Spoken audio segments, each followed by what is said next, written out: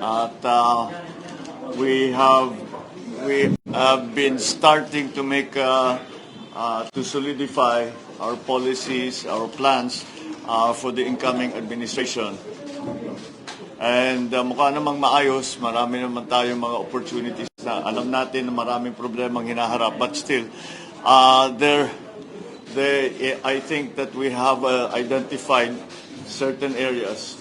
The development of the economy, starting when the new term begins, will be a focused kind of effort in that we are not so well funded that we can cover all the different areas and all the different sectors of the economy.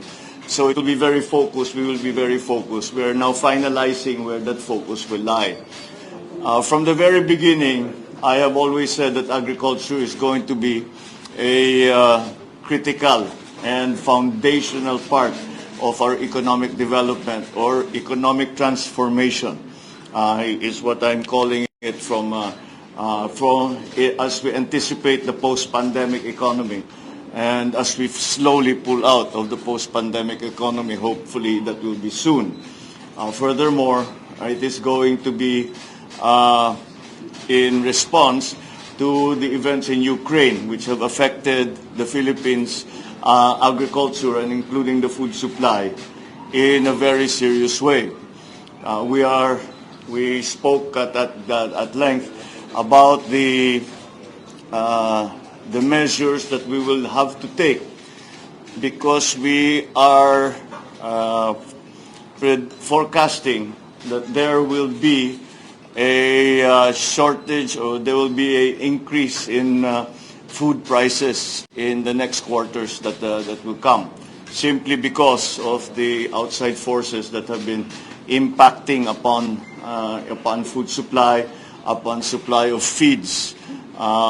We have been able in the Philippines in the last few weeks to adjust to the new situation in terms of the importations from the Ukraine and from Russia.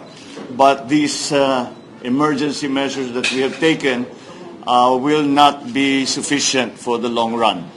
And that's why we have to plan in a more thorough fashion than just responding.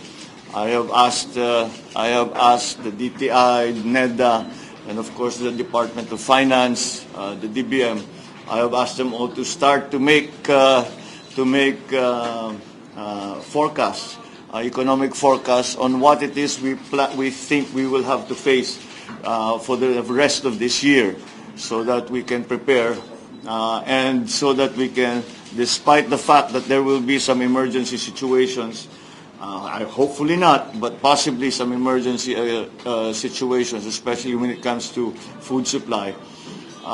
We have tried to continue the fundamental development when it comes to the economy. As to agriculture, I think that the problem is severe enough that I have decided to take on the portfolio of Secretary of Agriculture, at least for now, and at least until we can reorganize the Department of Agriculture in the way that it will make it ready for the next years to come. Marami tayong mga kailangang palitan, marami tayong mga medyo naging mga iba't ibang opisina na hindi na masyadong nagagamit o kailangan ng i-retool para sa post-pandemic.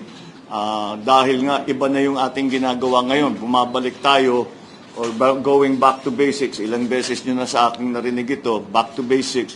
We're going back to basics and trying, and we will rebuild the value chain of agriculture.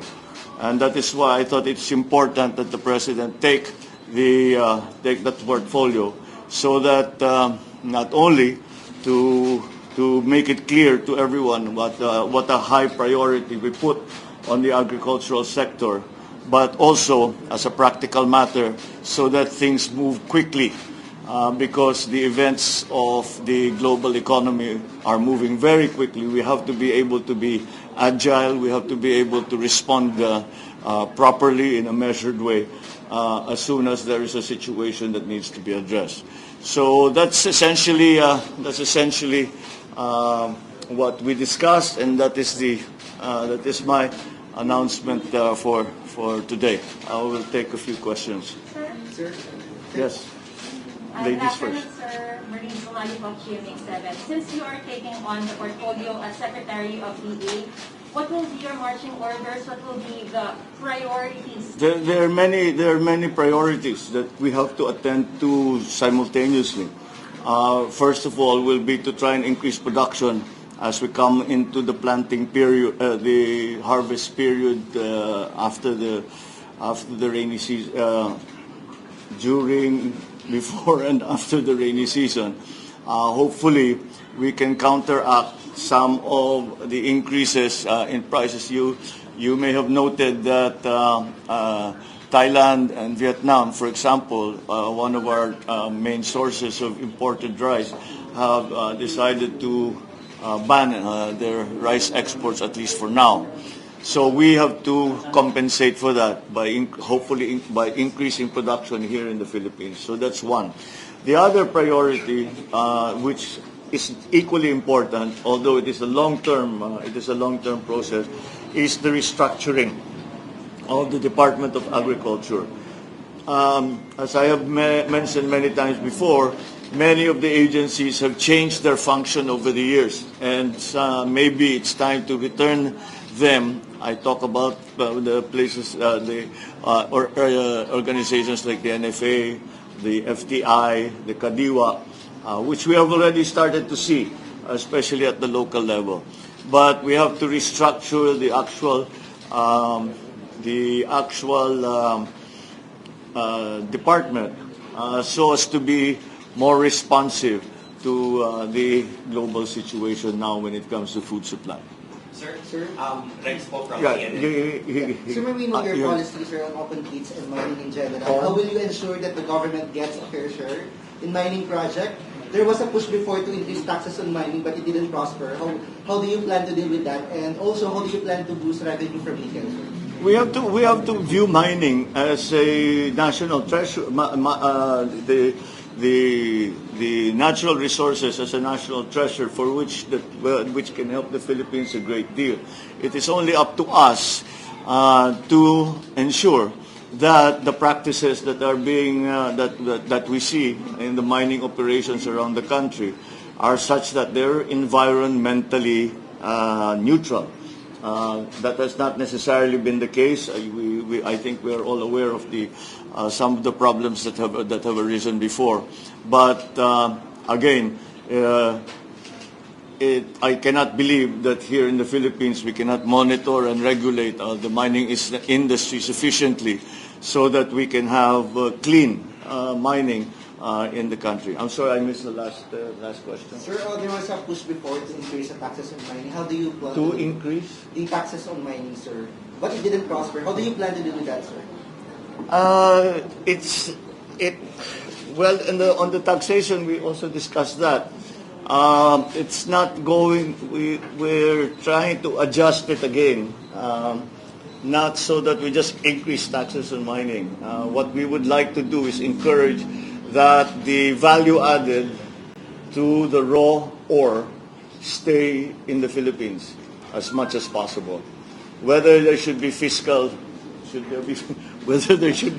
measures in that regard is something that we haven't quite decided on, and what the levels that will be. But I think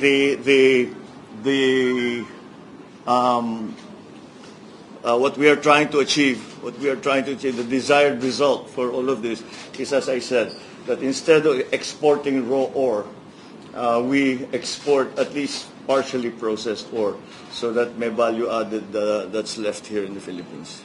Yes.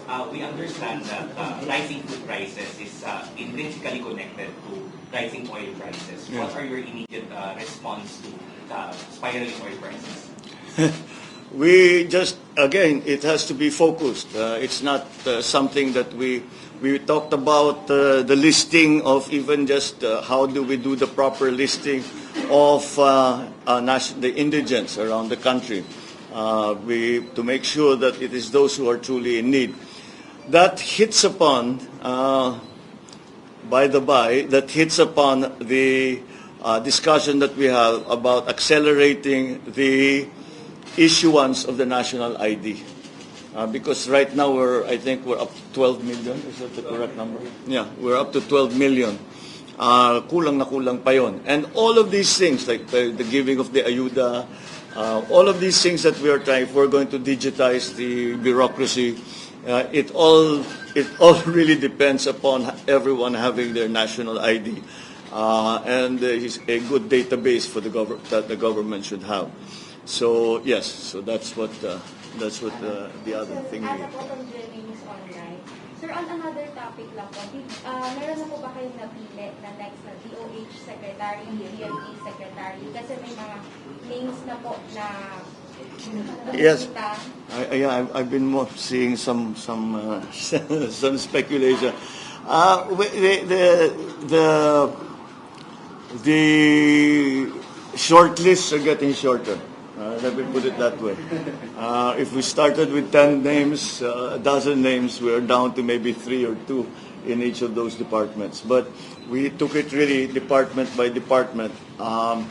And of course, health, and not to say that the Department of Health is unimportant, but we are coming around to that, and we are. I wouldn't be surprised if we'll have an appointee or a nominee within the next week or so. I really want to get as many of those done before the inauguration. Sir, on that po, sir, what are your views on the rice clarification? Some senators have expressed openness to amending it. What will be your view?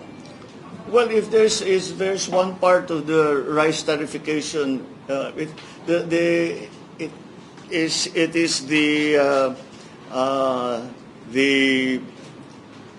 area wherein we reinvest, and the amount of funding that we reinvest into our farmers and for mechanization and for post-harvest facilities, which is part of the rice tarification. There's 10 billion that is returned to the farming community. Maybe we can have a look at that and see. Maybe that now that we are in a situation where we very much have to boost production and we very much have to support the farmers, maybe we can look at that and hopefully increase it. Meron pa namang, pag nakikita naman natin yung accounting doon sa rice tarification, yung 10 billion na yun, kung minsan meron pang unspent. So pwede pang gamitin yun. Yes. Si Senator Pogo Pulintal po, sinabi po sa Senate na nanawagan siya na suspendin daw po yung excise tax. Yung? Excise tax suspension. Sa excise tax suspension, sir, nag-suggest po si Senator Pogo Pulintal sa Senate na sabi po niya, basta po sabihin nyo lang, mag-file daw po sila ng panukalang batas na tanggal yung excise tax. May plano po ba? Excise tax on oil? On oil po. I prefer to handle the problem on the other side of the equation and provide assistance to those who are in need. Because if you reduce the excise taxes, that does not necessarily help those who are most in need, yung talagang tinatamaan. Kasi blanket eh. So ang aking iniisip, kung sino yung mga kaagad na tinamaan. Example, yung lumabas kaagad, mga transport, yung mga nagpapasada, all of that, tinamaan kaagad. I-focus natin muna sa kanila. Yung mga nangangailangan talaga. Because, you know, yung merong may kaya, they can afford to pay even the VAT. It's those who whose livelihoods are in danger or in danger of losing their livelihoods because of the increase in the oil, baka yun ang dapat nating doon tayo mag-focus. Yeah. Sir, Julie Baisa from 1PH. According to VP Alex Sara Duterte, napag-usapan niya daw po na reviewin yung K-12 program. Sir, can we get more details? Ano yung naging instruction po? I don't want to preempt the VP secretary. I know we did talk about that. We talked about many of the current issues. Ang ano lang talaga namin without getting into too much detail about what the plans are. Ang pinag-usapan lang namin basta't pagandahin. There was also the question of when we start to teach in English, when we move from the lingua franca to English. Yung K-12, kung kailangan ba talaga yung K-12. Many of the other issues, ang aking laging pinapaalala sa kanya is yung mga teacher.